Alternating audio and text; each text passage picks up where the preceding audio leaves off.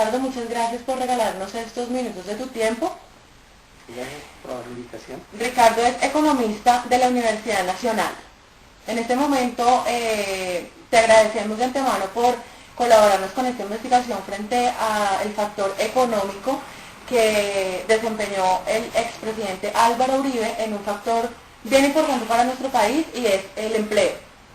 Primero que todo, nos gustaría saber la perspectiva que tiene Ricardo frente a un tema que es uno de los principales en nuestro país.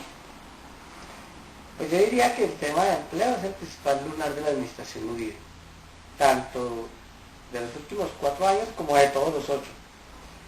Colombia desde hace más de 10 años tiene una tasa de desempleo de 2 dígitos y es en este momento la más alta de América Latina. Eso no es nada halagador para ningún país. ¿Y por qué es la más alta de América Latina?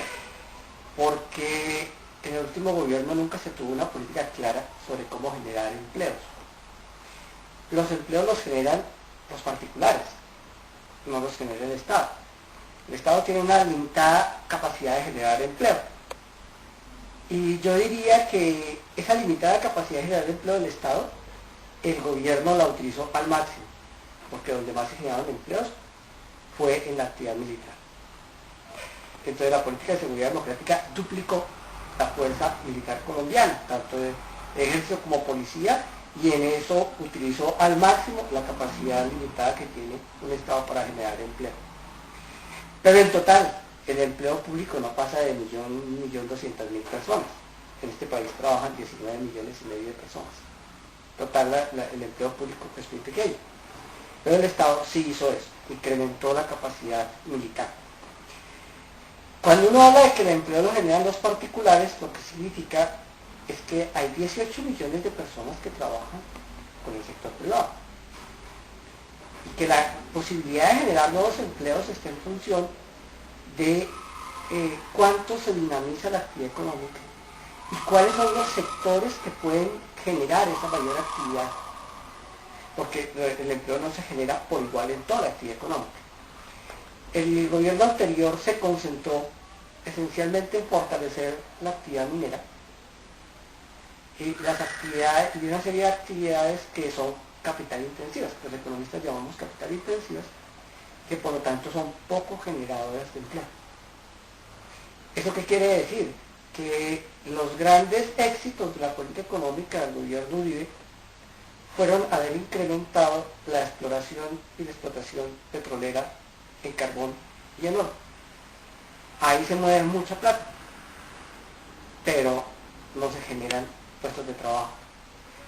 Y la gran falla del gobierno Uribe está en no haber identificado y trabajado en el desarrollo de sectores de trabajo intensivos.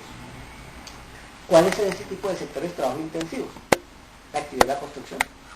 La construcción es una actividad muy importante para generar empleo de corto plazo, sobre todo cuando estamos hablando de la construcción de vivienda, y sobre todo cuando esa vivienda es de la que llamamos vivienda de interés social.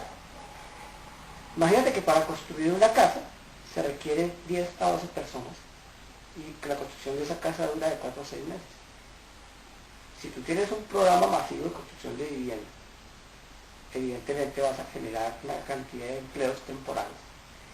Y si además ese empleo masivo, esa propuesta masiva de construcción de vivienda se consolida durante un periodo de varios años, hasta que se resuelva en Colombia algo que no se ha resuelto, que es el déficit habitacional que tenemos. Tenemos la posibilidad de trabajar 6, 8 o hasta 10 años tratando de resolverlo con un programa intenso, y eso genera empleo, bastante empleo. Ese empleo, por supuesto, es temporal y tiene que ir con un programa de construcción de unas viviendas que tan pronto se acaben, siga con otras. Entonces, el gobierno Uribe no lo tuvo.